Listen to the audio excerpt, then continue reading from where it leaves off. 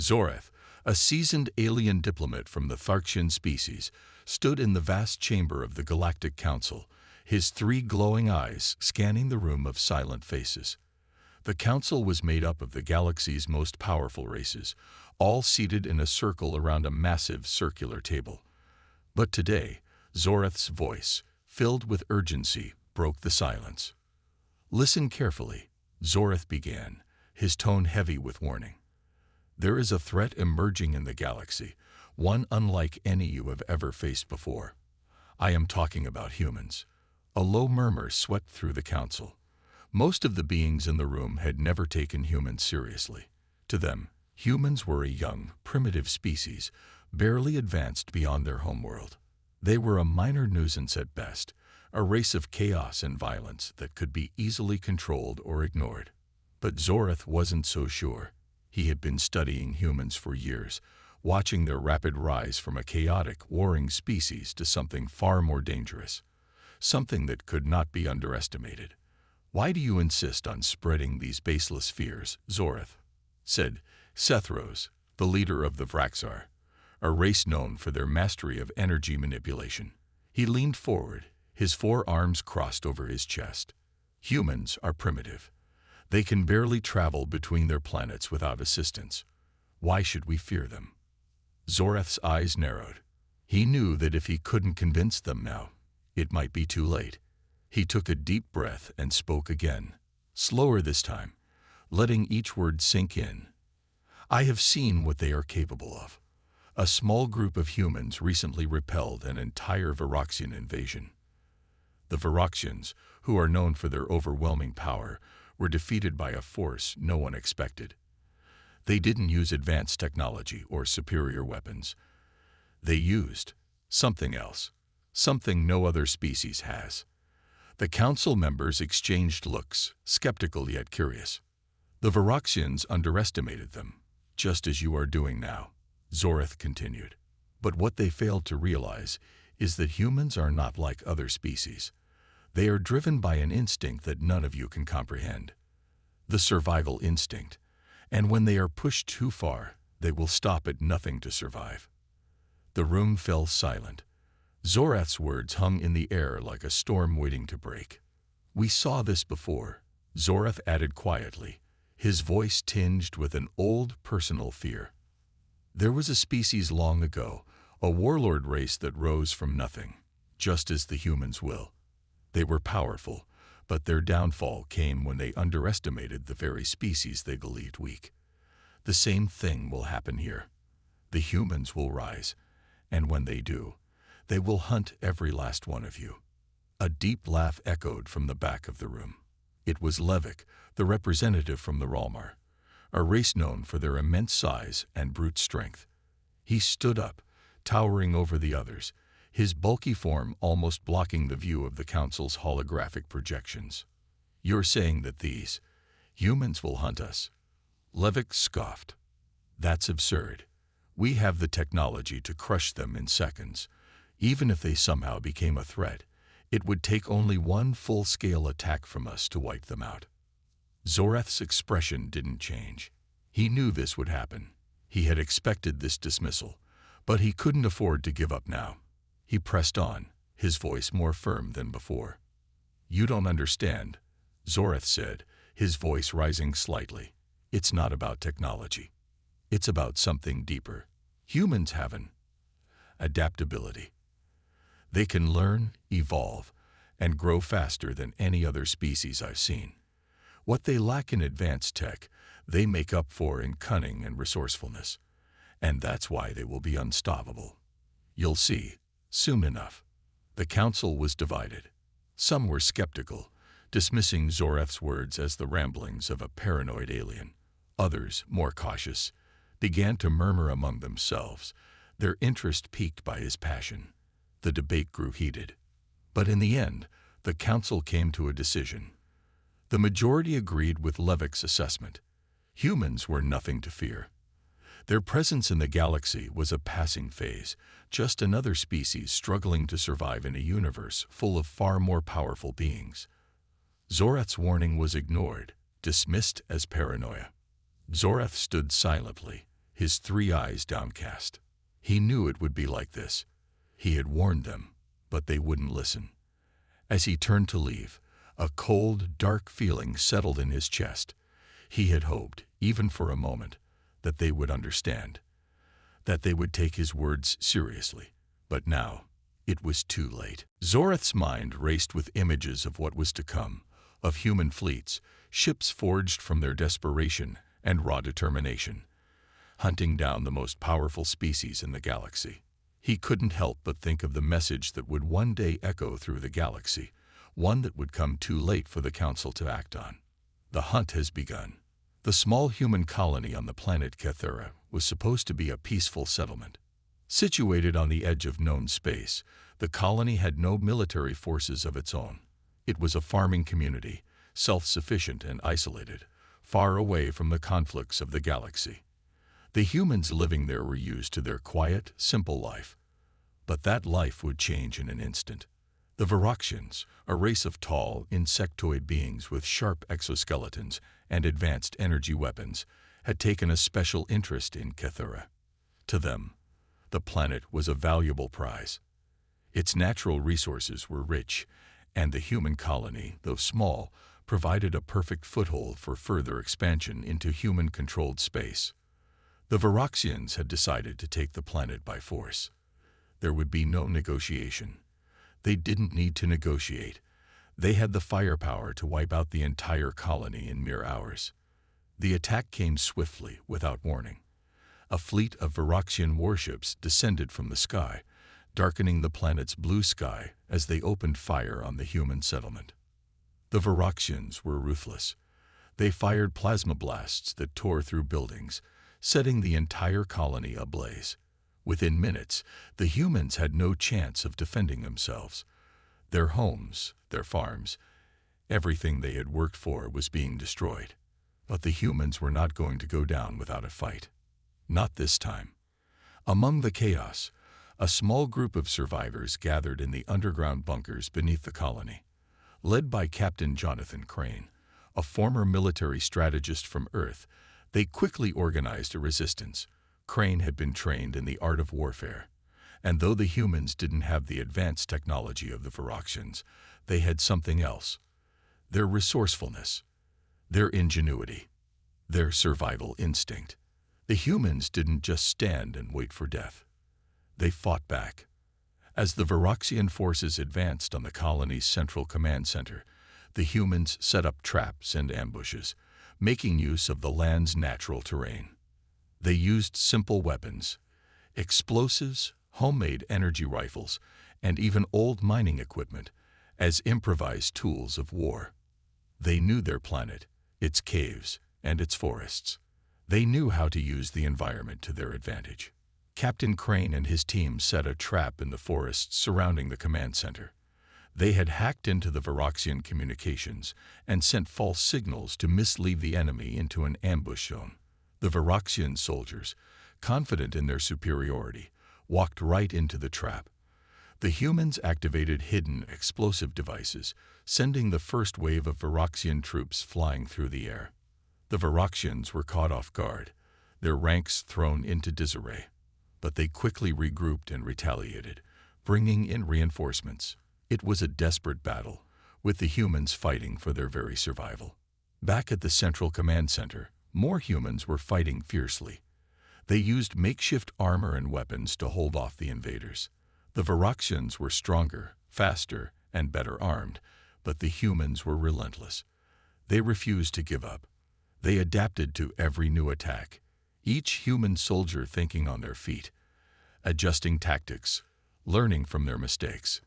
As the day went on, the Veraxian assault seemed unstoppable. Yet, in a moment of pure instinct, something extraordinary happened.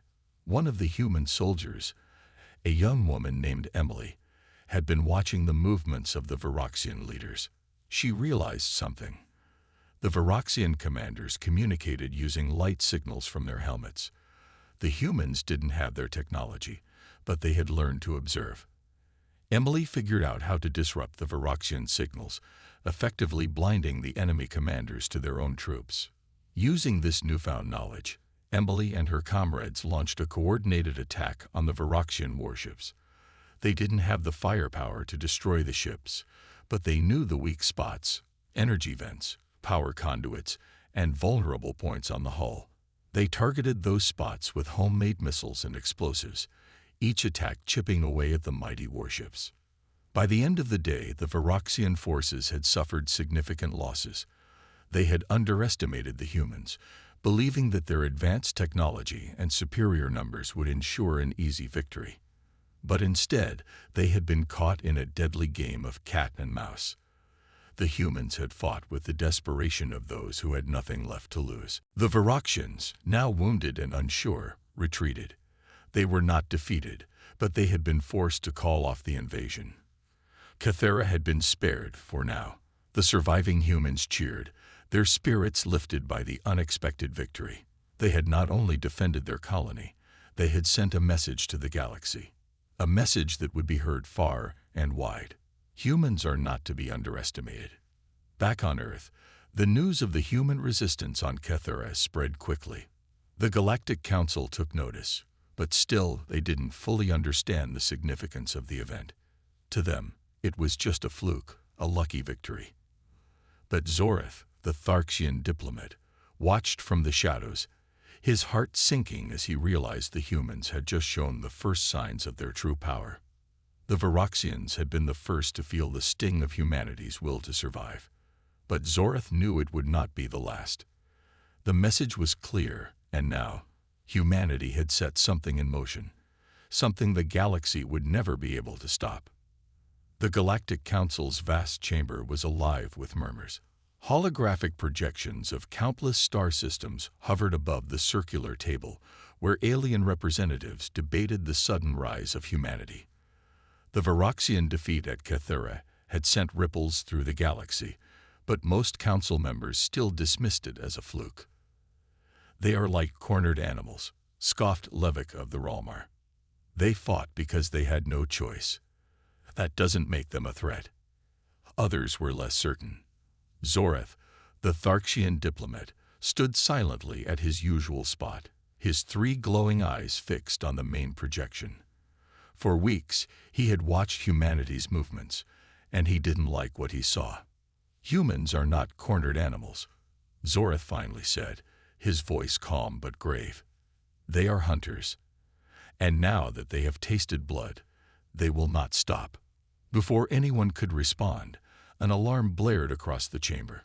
A holographic display flickered to life, showing the Andromean star system, a cluster of peaceful colonies known for their wealth and advanced art. Smoke and fire filled the projections as Andromean ships, sleek and elegant, were shown falling apart in space. A voice crackled through the speakers, full of panic. "This is Commander Valier of the Andromean Defense Fleet. We are under attack by humans. They came out of nowhere." The message cut off abruptly, leaving the council in stunned silence. The attack on the Andromean colonies began with no warning. A fleet of human ships had emerged from the void, crude in design, but bristling with weapons. Unlike the Andromeans, who relied on precise, calculated warfare, the humans fought with unrelenting ferocity. Their ships were patched together with parts from old Earth fleets and scavenged alien technology. Shields were reinforced with alloy plating, and weapons had been modified to pack devastating power. What the human fleet lacked in elegance, it made up for in raw effectiveness. The Andromeans, a race known for their peaceful diplomacy, had never faced such an enemy. They sent emissaries to negotiate, but the humans ignored them. They had no interest in talking. The Andromean Defense Fleet scrambled to intercept the attackers, but it was too late. Captain Elena Vargas, the leader of the human fleet, stood on the bridge of her flagship, Iron Resolve. Her face was hardened by years of war on Earth, and her eyes burned with determination. She had a simple goal: take the Andromean colonies and send a message to the galaxy. "They thought Kythera was luck," Vargas said to her crew as they moved into formation. "They thought we were weak. Let's show them what happens when you underestimate humans." The human ships struck fast and hard, targeting Andromean supply lines and communication hubs. They didn't follow traditional battle strategies. Instead, they relied on guerrilla-style tactics, ambushing smaller Andromean fleets and retreating before reinforcements could arrive. Andromean soldiers, trained to fight in coordinated formations, found themselves outmatched by the chaotic and unpredictable nature of the human attacks. The humans used everything to their advantage: the asteroid fields, the magnetic storms, even the debris of destroyed ships. On the surface of Andros Prime, the largest Andromean colony, panic spread among the civilians. The Andronians had always believed their technology and alliances made them untouchable, but now they watched helplessly as the sky burned with the wreckage of their fleets. In the midst of the chaos, an Andromean scientist named Lara tried to contact the Council. She had studied human behavior during their early spacefaring years and had warned her leaders of their dangerous potential. "They're not fighting for conquest," Lara said into her communicator, her voice trembling. "They're fighting for survival. For them, this is personal. If we don't find a way to stop them, they'll destroy everything." By the time the Andromean fleet regrouped, it was too late. Captain Vargas had already landed ground troops on several colonies. The humans, using modified exosuits and portable EMP devices, disabled Andromean defenses with brutal efficiency. They took over key infrastructure and began stripping the planets of resources. But this wasn't just about plundering. Vargas had a larger plan. She sent a message to the Galactic Council, broadcasting her face to every major hub in the galaxy. "This is Captain Elena Vargas of the human fleet," she said, her voice steady and cold. "You ignored us when we asked for peace. You mocked us when we fought for our survival. Now, you will hear us." She leaned closer to the camera, her eyes unflinching. "We are not invaders. We are survivors. And we will do whatever it takes to ensure our place in this galaxy. You thought we were weak. You were wrong. Stand against us, and we will hunt you to the ends of the stars." In the Galactic Council chamber, the message played on a loop. Zoreth stood silently, watching the faces of the other representatives. Fear, disbelief, and anger rippled through the room. This is madness," Levick roared, slamming one of his fists on the table. "They are nothing more than pests. We will crush them." Zoreth shook his head slowly. "You still don't understand," he said, his voice heavy with resignation. "They've already won this battle, and if we don't change our ways, they will win the war." As the council erupted into heated debate, Zoreth turned his gaze to the holographic map of the galaxy. Humanity's influence was spreading, and he could see the pattern forming. They weren't just attacking. They were learning, adapting, growing stronger with every encounter. The Andromean colonies were the first to fall, but Zoreth knew they wouldn't be the last. Humanity was on the rise, and the galaxy had no idea how to stop them. The Galactic Council had failed to act, and now the consequences were clear. As the news of the Andromean colonies' fall spread across the galaxy, panic began to take root. The humans, once seen as a minor species, were now a serious threat. Their unexpected and brutal tactics had shaken the foundations of the galaxy's power structures. But it wasn't just the Andromeans who were at risk. Every race that had underestimated humanity was now facing a very real possibility that the humans would come for them next. Zoreth, the Tharxian diplomat, had spent countless hours in the council chamber trying to warn the others. Now, as he watched the galaxy's leaders bicker and argue, he knew that it was only a matter of time before humanity made its next move. The Vraxer leader, Sethros, was the first to break the silence. "We need to stop them. We have no choice. If we don't act now, they will wipe us all out." Levick of the Ralmar stood up next, his massive form looming over the table. "The humans have made their point.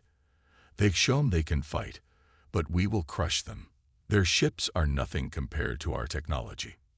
Zoreth's three eyes narrowed, his voice cold and steady. "Underestimating them again will be your undoing. The humans are not like any species you've faced before. They won't give up easily. They'll keep hunting you, and they'll keep adapting, learning from every battle. But despite his warnings, the Council's leaders were determined to prove that the humans were just a passing threat. They agreed to send a combined fleet to the human colonies, hoping to put an end to this madness once and for all. Back on Earth, the leaders of the human resistance had already begun preparing for the next phase. Captain Elena Vargas, having successfully led the attack on the Andromeans, was now focused on a larger, more dangerous goal, taking the fight to the heart of the Galactic Council itself. The humans had won the first battles, but they knew that if they were going to survive in this galaxy, they would need more than just a few victories. They would need allies, and to get them, they had to show the galaxy that they could take on anyone, no matter how powerful. Vargas sat in the command room of the Iron Resolve, her flagship. The room was dimly lit, filled with maps of key systems and data from previous engagements. A large screen displayed the location of a heavily fortified station in the Zethra system, one of the most important military strongholds in the galaxy. This station was a symbol of the Galactic Council's power, and it was their next target. "We need to strike them where it hurts," Vargas said, her voice resolute. "If we take Zethra, we'll have a foothold in the heart of their operations. They won't be able to ignore us anymore." Her crew, a group of hardened survivors and soldiers, nodded in agreement. They were ready. They had been trained to survive, and they had already proven their ability to outthink and outfight their enemies. The humans were now not just fighting for survival. They were fighting for their place in the galaxy. The Zethra station was a massive structure, protected by a fleet of powerful warships. The station itself was heavily guarded, with advanced shield technology and countless automated defenses. To most, it seemed impregnable. But to the humans, it was just another challenge. Captain Vargas had studied the station's design for weeks, gathering intelligence from every available source. She knew that while the station was heavily defended, there were weak points, places where the shields were less effective, where the station's power systems were vulnerable. The humans launched their attack without hesitation. Their fleet, small but quick, moved in with precision, avoiding the larger, slower warships of the Council.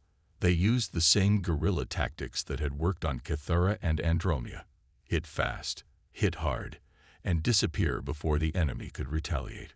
Vargas led the charge, targeting the weak spots she had identified. Her ships fired precision shots, disabling the station's outer defenses and causing the shields to flicker. The humans then used EMP devices to disable the station's internal systems, plunging it into darkness. It was a chaotic, high-speed battle, with the humans weaving in and out of the larger, slower ships, attacking from unexpected angles. The Zethra station's defenders fought back, but they were not prepared for the human strategy. The station's commanders, once confident in their superiority, were now scrambling to react to the humans' unpredictable movements. The humans were everywhere, using the station's own architecture against it. Vargas and her fleet pressed forward, their attacks relentless. They didn't need to destroy the entire station, just enough to send a clear message. And they succeeded. With the station's power core destabilized, the humans had dealt a decisive blow. The Zethra station would be out of commission for months, if not longer. The Galactic Council watched in horror as the humans destroyed Zethra. They had expected the humans to attack, but they never imagined such a bold move. The Council's once unshakable confidence had turned to fear. The humans were no longer a fringe species. They were a force to be reckoned with. Zoreth, standing in the Council chamber once again, watched as the other leaders began to argue in desperation. The reality of the situation had finally sunk in. The humans weren't just survivors. They were hunters, and they were not going to stop until they had taken their place among the stars. "They've proven they will fight," Zoreth said, his voice quiet but filled with certainty. "And they will keep hunting. This is just the beginning." Sethros, now visibly shaken, looked at Zoreth. "What do we do now?" Zoreth didn't answer right away. He knew that the humans were not interested in negotiation. They had already proven that. The only thing left to do was prepare for the inevitable. The hunt had begun, and the galaxy would never be the same again. The galaxy was on edge. The events of the past few months had shaken the foundation of the Galactic Council. The fall of the Andromean colonies and the bold attack on the Zethar station had sent a clear message. Humanity was not just a force to be ignored. They were organized. They were resourceful. And most importantly, they were relentless. The Council's leaders, once confident in their collective power, now found themselves questioning their ability to contain this new, unpredictable threat. Back on Earth, Captain Elena Vargas stood before a holographic map of the galaxy. Her face was hardened, her eyes narrowed with determination. The human fleet had grown in size since their first victory, bolstered by more ships, more soldiers, and most importantly, more knowledge. They had learned from every battle, adapting their tactics to meet the growing challenges they faced. "We're not just surviving anymore," Vargas said, her voice steady. "We're expanding. We need to make our presence known on every corner of the galaxy." Her officers, seated around the table, nodded in agreement. They had seen firsthand what humanity was capable of. But Vargas knew they couldn't just take planets without consequence. They needed to establish themselves as more than just fighters. They needed to show the galaxy that they could govern, that they could offer something the rest of the galaxy couldn't. "This is where the real war begins," she continued. "We've shown we can take what we want. Now we'll show we can hold it." While humans prepared for their next phase of expansion, the Galactic Council scrambled to respond. They had underestimated humanity from the beginning, and now they were paying the price. Their once invincible fleets were being picked apart, one battle at a time. The Council convened, and this time, there was no room for debate. "We cannot let them continue to undermine us," Levick of the Ralmar said, slamming his fist onto the table. "If we don't act now, there won't be anything left to defend. They're not just attacking our colonies, they're undermining our authority, our very way of life." "I agree," Sithros of the Vraxar added, his large frame hunched over the table. "We can no longer treat humanity as a mere nuisance. They have already proven themselves dangerous." Zorath, standing in the back of the room, let the heated discussion play out. He had seen this coming. The Council was cornered now, forced to face the reality of the human threat. But despite the urgency in the room, there was something Zorath knew they still didn't understand about humanity. They were about to make the same mistake again. "They'll be ready for you," Zorath said quietly, his voice barely above a whisper. "If you attack them now, they'll fight harder than ever. You need to rethink your strategy." The room fell silent. Zorath's words were heavy with truth, but none of the other leaders wanted to listen. They had their pride, and they were used to holding power in the galaxy. They were not ready to admit that they had underestimated a race of humans who had nothing to lose. "We don't have time for your warnings," Levick said, glaring at Zorath. "The humans have made their move. Now it's time for us to make ours." Zorath's eyes flickered as he stepped back into the shadows. The Council had already decided, and there was nothing he could do to change their minds. The war against humanity was inevitable. The only question now was how much devastation it would cause. As the Council prepared for their military response, the humans were already on the move. Captain Vargas and her fleet had set their sights on a new target, the Talroth system, a wealthy region known for its advanced technology and large space stations. It was home to several key members of the Galactic Council, and taking control of it would send an undeniable message. The Talroth system was heavily defended, but the humans had learned to use their enemy's strengths against them. Vargas knew the Talroth defense network was one of the most powerful in the galaxy, but it also had its weaknesses. Their technology was advanced, but rigid, dependent on established protocols that humans had already begun to crack. "Prepare to move out," Vargas ordered. "This won't be easy, but if we can take the Talroth system, the Council will know we're serious. They'll know we're here to stay."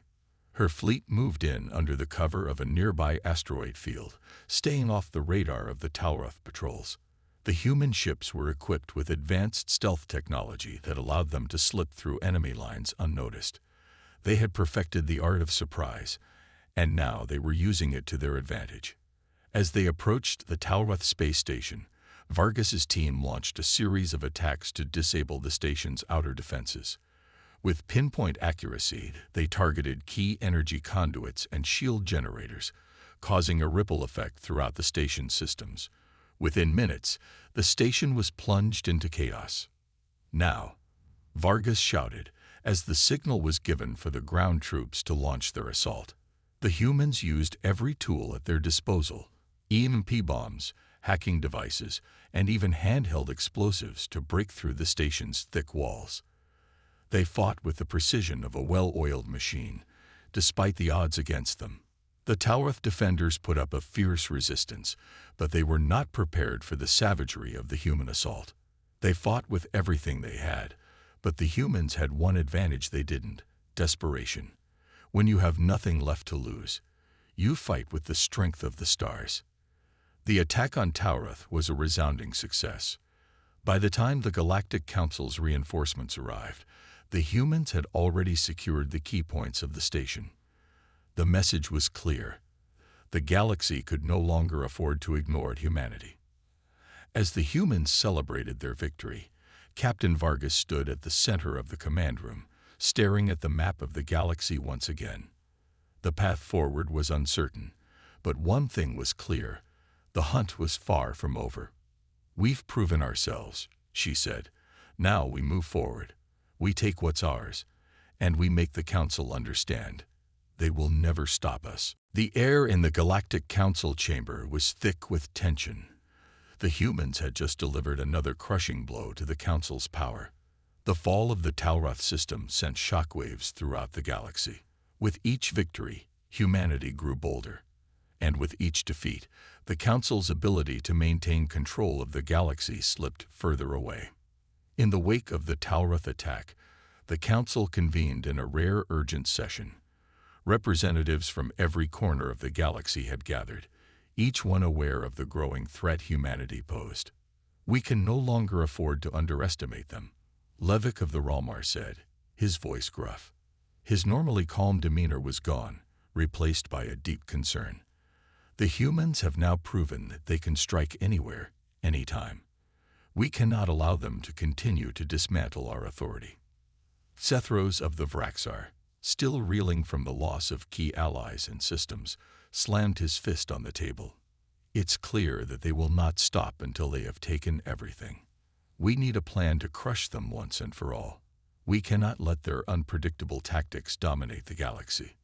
Zoreth, the Tharxian diplomat, stood off to the side, listening quietly to the growing anger and fear in the room. He had warned them all, but his warnings had gone unheard. Now, as the Council's leaders screamed at each other, Zoreth could only watch as they stumbled toward their final mistake. "They are not invincible," Levick continued, a dark glint in his eye. "But we need more than brute force. We need strategy. We need a decisive blow. Then we must strike at the heart of their operations," Sethros said, his eyes narrowing.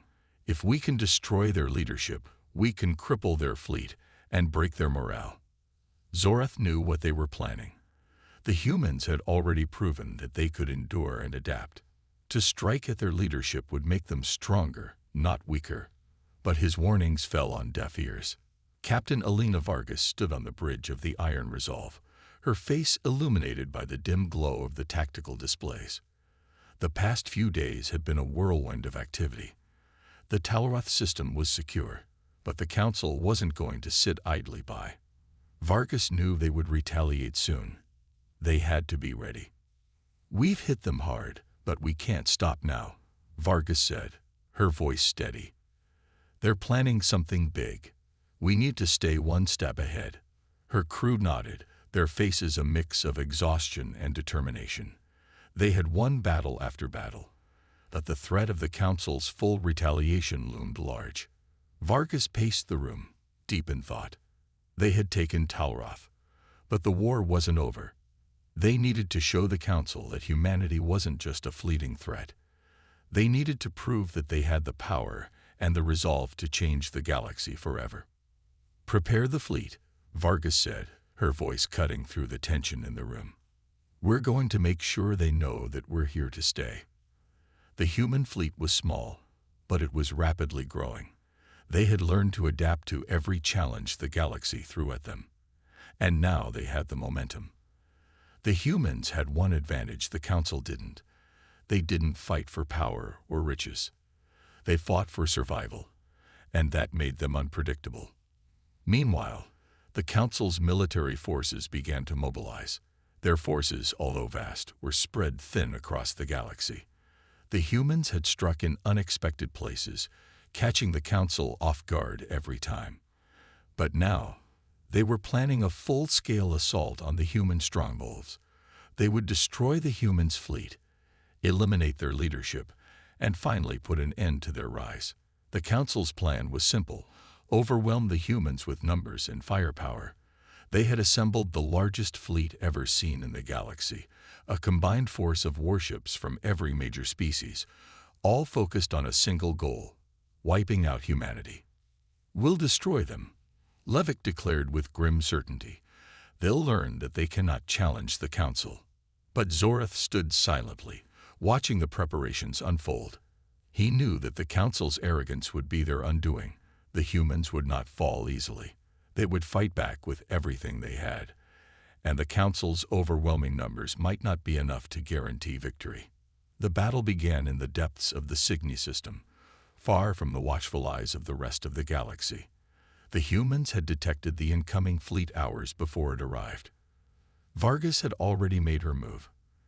The Iron Resolve led the charge, flanked by smaller, faster ships.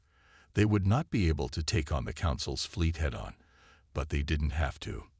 Instead, they would strike from the shadows, using the system's asteroid fields as cover to ambush the larger warships. "Stay sharp," Vargas ordered. "We have to hit them before they can react." The humans launched a series of rapid, precise attacks, taking down key ships in the Council's fleet. They used their knowledge of the enemy's tactics against them, exploiting weaknesses in the larger ships' formations. The Council fleet was powerful, but it was not prepared for the human style of warfare: quick, unexpected, and brutal. The larger ships began to scatter, unable to maintain their formations as the human ships picked them off one by one. But the Council's response was swift. They adapted quickly, sending in reinforcements to try to corner the humans. Vargas smiled grimly. They had walked right into her trap. The humans' ambush had thrown the Council's fleet into disarray, but they were not yet defeated. The battle raged on, and the human forces had to push back with all their might. The Council's reinforcements arrived in waves, but the humans refused to yield. Captain Vargas's strategy was working. The humans were striking with precision, breaking through the Council's lines, disabling their warships, and forcing them to retreat. Despite the overwhelming numbers of the Council, the humans were still in control of the battlefield. And then something unexpected happened. As the Council fleet struggled to regroup, a new enemy appeared, one they had never anticipated. From the shadows, a massive fleet of human ships emerged, led by the Titan's Wrath, a new flagship that dwarfed even the largest of the Council's warships. The humans had been holding this fleet in reserve, waiting for the right moment to strike. The tide of battle turned instantly. The Council's forces, caught off guard, were unable to stop the overwhelming firepower of the human fleet. The battle in the Cygni system had been a turning point. The once unshakable Galactic Council was now scrambling to adjust to the unrelenting force of the humans. Their fleet, once vast and overwhelming, was in tatters, shattered by a combination of human cunning, surprise, and relentless determination. But despite the heavy losses, the Council's leaders refused to surrender. Instead, they doubled down, preparing for their final, desperate strike. Back aboard the Iron Resolve, Captain Elena Vargas surveyed the damage. The battle had been intense, and their victory was not without cost. Her crew had fought bravely, but many had been lost. Yet the fight wasn't over. The Council, enraged by their repeated defeats, was still coming. "We've done the impossible," Vargas said, looking over the damage reports. "But the real challenge is ahead. The Council will never stop coming after us." The crew was silent for a moment, understanding the weight of Vargas's words. The battle was won, but the war was far from over. Humanity had made its mark, but now the Council would want retribution. Vargas took a deep breath and turned to her officers. "Prepare the fleet. We need to move. We can't afford to wait for them to come to us. This fight has to end, and we're going to end it on our terms." In the depths of the Council's command center, the leaders were seething. They had underestimated humanity. Again. But this time, they were not going to make the same mistake. They had one last chance to reclaim their authority. One final strike to crush the human threat once and for all. Levick of the Ralmar stood before the holographic map of the galaxy, his fists clenched in anger. "We cannot let them win. If we do, the galaxy will belong to them. We need to send a message, a final message." Sethros, his face grim, nodded. "We cannot afford any more mistakes. This time, we hit them hard. We'll attack their strongest base, their home system. We'll show them what happens when you challenge the might of the Council." Zorath, standing in the shadows of the room, knew this plan would only lead to disaster. He had seen it before. The humans were not like any species the Council had faced. They were more than just warriors. They were survivors. And if the Council made the same mistake of underestimating them, this would be the last battle the Council would ever fight. As the Galactic Council began preparing for their final strike, Vargas and her crew were already planning their next move. They had no intention of waiting around to be destroyed. They would take the fight to the heart of the Council and end it there. Vargas stood in the war room of the Iron Resolve, surrounded by her officers. "We've already won the battle in Signy. Now it's time to win the war. We've taken their best shot, and we've survived.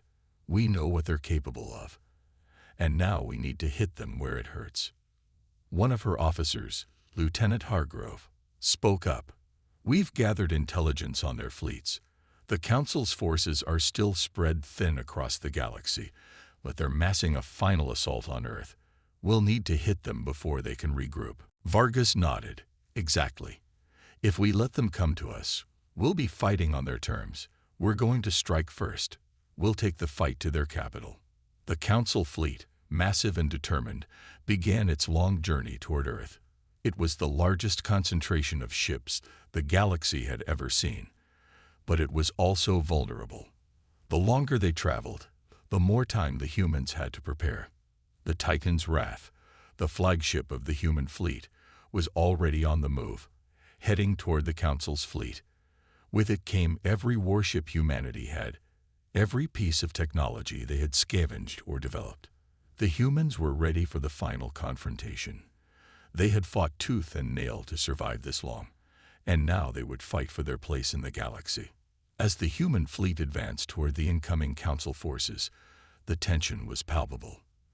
The final battle was approaching, and there would be no turning back. The battle began at the edge of the Earth system, as the Council's fleet emerged from hyperspace.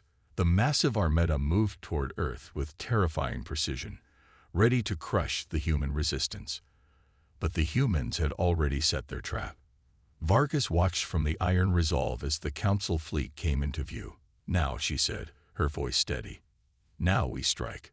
The human fleet moved into position, flanking the Council's forces on both sides. The battle was fierce from the start. The Council's ships were massive, heavily armed, and well coordinated, but the humans fought with a fury that the Council had never seen before. Every ship, every soldier, every fighter was willing to die for the cause. And they did, over and over again, fighting with the desperation of those who had nothing left to lose. The Titan's Wrath was at the heart of the battle, firing devastating energy blasts that tore through the Council's ships. The human fleet moved like a swarm, striking and then disappearing, using the battlefield's debris and wreckage to hide, to confuse their enemies. The humans had mastered the art of fighting from the shadows, and now it was paying off.